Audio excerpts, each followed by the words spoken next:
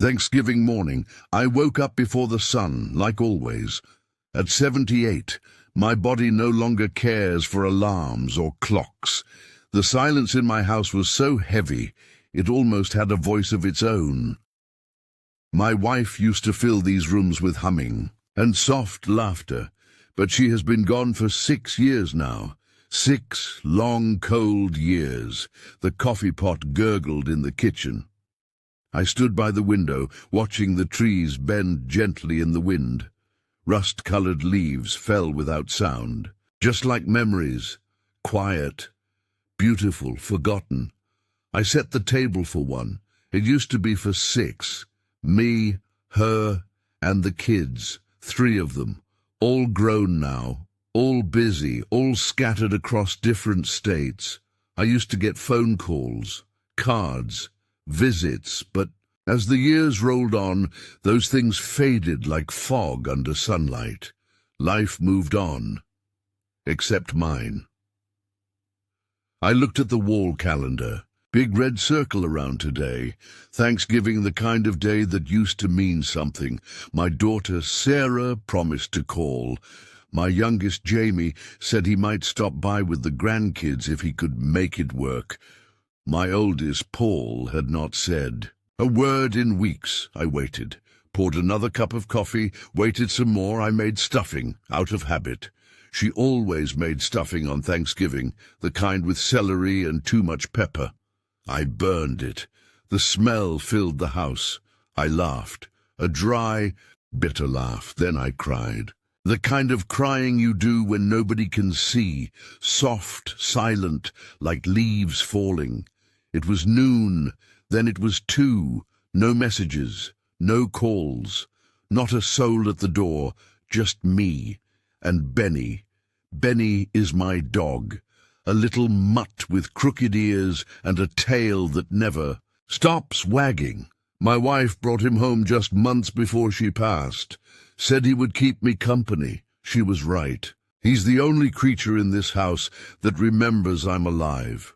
Benny sat by the front door all morning, tail thumping each time I looked at him, as if asking, "Is today the day we see people?" By 3 o'clock, I gave up. I packed up the untouched stuffing, dumped the gravy, put the pumpkin pie in the fridge, and I grabbed Benny's leash. "Come on, boy," I whispered. "Let's go be thankful somewhere else." The air outside bit at my skin. Cold, unforgiving, but honest. The kind of cold that doesn't lie to you. We walked through the neighborhood, windows glowing orange and yellow with warmth and family. Laughter spilled from living rooms. Smells of turkey and cinnamon filled the air. I was a ghost passing through. Other people's holidays. People I had known for decades barely noticed me. They were busy being grateful, busy being loved. We kept walking. Past the park, past the church, down to the lake where my wife and I used to sit on quiet afternoons. The bench was still there, wooden, weathered, waiting. I sat down. Benny jumped beside me and curled up, his head on my lap. The sky was turning amber. Ducks floated lazily on the water. A few kids were playing with kites across the field. I felt small, like a punctuation mark in a long book no one read anymore. Do they even remember me, I wondered. Do my children think about the man who taught them how to ride bikes, who sat through school plays and sleepless fevers? Or have I become a footnote in their lives? I pulled my coat tighter. The wind carried the scent of burning leaves. Somewhere, someone had a fire going. I closed my eyes and tried to imagine her voice. My wife. The way she used to sing while cooking. The softness in her touch. The way she always knew when I was pretending to be fine. I missed her more today than I had in years. Not because she would have made a big dinner, but because she would have seen me, noticed me, loved me, even now. I opened my eyes. A tear rolled down my cheek. I didn't wipe it away. Benny looked up at me with those round, loyal eyes. "You're here," I said to him, my voice cracking, and that counted for something. We sat there, in the quiet chill of the evening, just the two of us, the forgotten and the faithful, watching the world spin on without us, and I wondered if maybe, just maybe, this wasn't the end of my story yet. Benny shifted beside me. The sun was beginning to dip behind the trees. A soft, golden glow stretched across the lake. I stayed still, my hands buried in Benny's fur, his breathing steady, comforting, familiar. Then I heard footsteps, slow, approaching. I turned my head, expecting to see a jogger or maybe a couple walking by. Instead, it was a woman, maybe late 50s. She wore a wool coat too big for her and carried a paper bag tucked under one arm. Her face looked tired, like she had been crying recently, but didn't want anyone to ask why. She hesitated when she saw me sitting there. I offered a small nod. Nothing more. She nodded back and sat at the other end of the bench, leaving space between us. She looked out at the lake for a long moment before saying anything. "Nice dog." I glanced at Benny. He wagged his tail. "Thanks," I said. "He's the only one who showed up today." She gave a small, sad smile. "Yeah, I know the feeling." We didn't speak for a while, just sat there. Strangers, bound by something unspoken. Finally, she opened the paper bag and pulled out 2 sandwiches. "Turkey," she said, holding one out. "From the shelter downtown. They were handing them out to people like us." I looked at her hand, then at her face, then at the sandwich. I hesitated and then took it. "Thank you," I whispered. She nodded. "I'm Linda." "Charles," I said quietly. "Most people just call me Charlie." "Well, Charlie," she said, unwrapping her sandwich. "Happy Thanksgiving, I guess." I let out a breath, not quite a laugh, not quite a sigh. Yeah. Happy Thanksgiving. We ate in silence for a few minutes.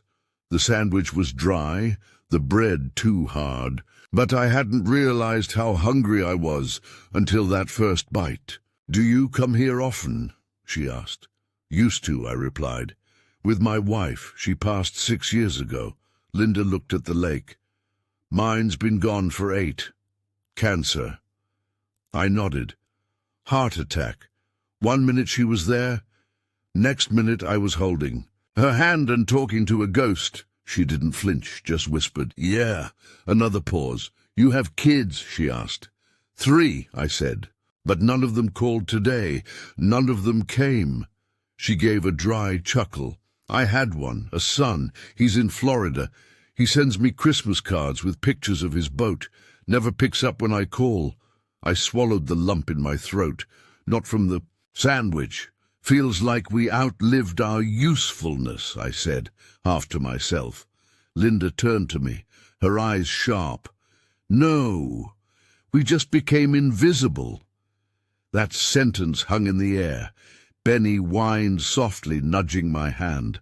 I gave him a scratch behind the ear.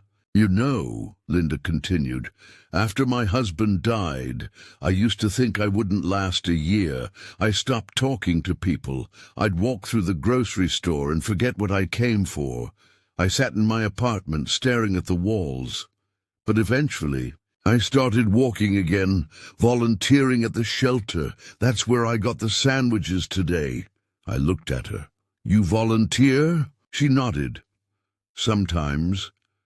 Helps the days feel less empty." I stared at the lake again. "What do you think we're supposed to do now?" I asked. "When the people we gave everything to don't look back?" Linda took a deep breath. Then, slowly, she answered, "I think we love what's in front of us. Even if it's just a lake, a dog, or a stranger on a bench." I didn't say anything. But those words landed deep. Benny barked once, soft and happy, as if agreeing. Linda stood up and brushed the crumbs off her coat.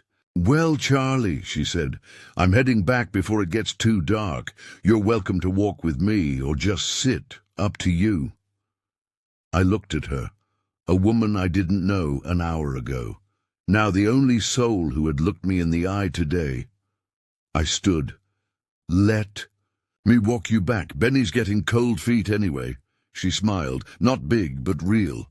We walked slowly down the trail, side by side, Benny trotting ahead, tail wagging like he owned the world.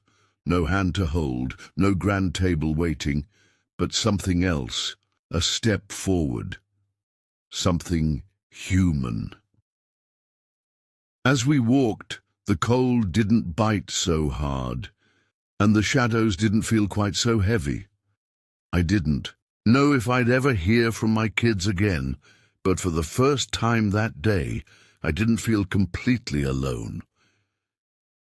Linda and I walked slowly. Neither of us said much.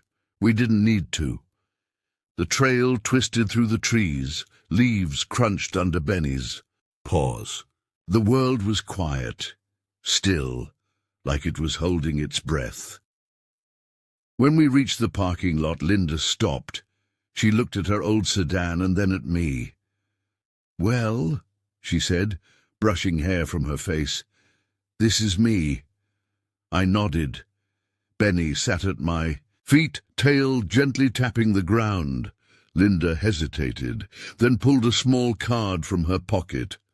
"It's nothing fancy," she said. "Just my number, in case you ever want to talk or walk or whatever." I stared at the card for a moment, felt its weight in my hand. "I might just call you," I said. My voice cracked. I didn't bother hiding it. She gave me a small smile, the kind that said, "I've been where you are." Then she got in her car and drove off. No big goodbye, no drama, just gone. I stood there for a while, watched her taillights disappear, then looked down at Benny.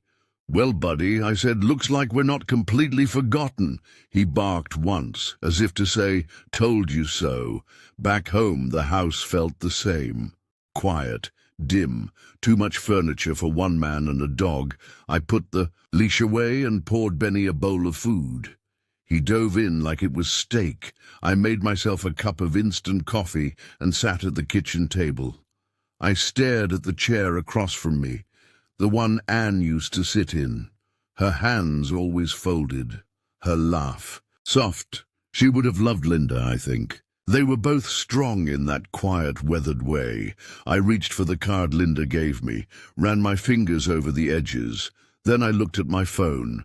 3 kids. No missed calls, no texts, no photos of Turkey or grandkids, nothing. And yet, today wasn't nothing. It had Linda and Benny and a sandwich shared on a cold bench. Maybe that was something, maybe it was enough. The next morning, I called Linda. She answered on the 3rd ring. "Charlie," she said, cheerful and sleepy, "didn't think I'd hear from you so soon." "I had to thank you," I said, "for reminding me I'm still here." She chuckled. "You are. And you're not half bad company either. We made plans to walk again on Sunday. Same lake, same bench, maybe new sandwiches. After we hung up, I sat at the table again. This time, I didn't stare at the empty chair. I looked out the window. Benny snored on the rug. The sunlight reached across the floor, and I let myself breathe.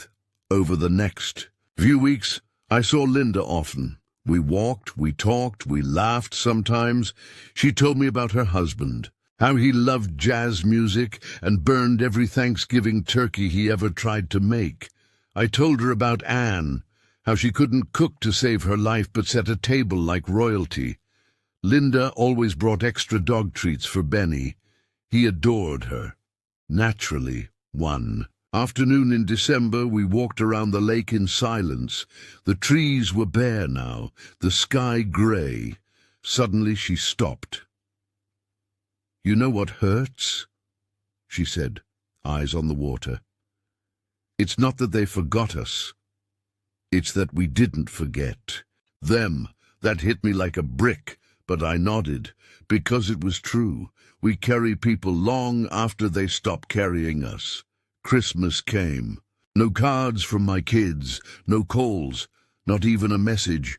But on Christmas morning, Linda knocked on my door.